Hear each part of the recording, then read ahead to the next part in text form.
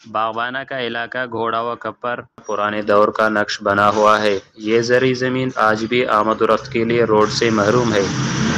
ضروریات و سہولیات زندگی کا فقدان۔ کپر ایک زرخیز زمین ہے جس کی پیداوار کا کراچی، کوئٹہ اور سکر گوجرانوالہ کی منڈیوں میں بڑی مانگ ہے، مگر انہیں وہاں تک پہنچانے میں بے حد پریشانیوں کا سامنا کرنا پڑتا ہے، جس کا بنیادی سبب روڈ کی خستہ حالی ہے۔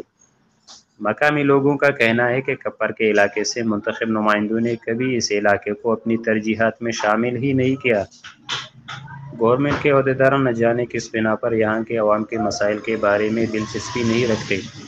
رپورٹ یحییٰ مردوئی، نمائندہ خصوصی، تشریح نیوز، بزدار۔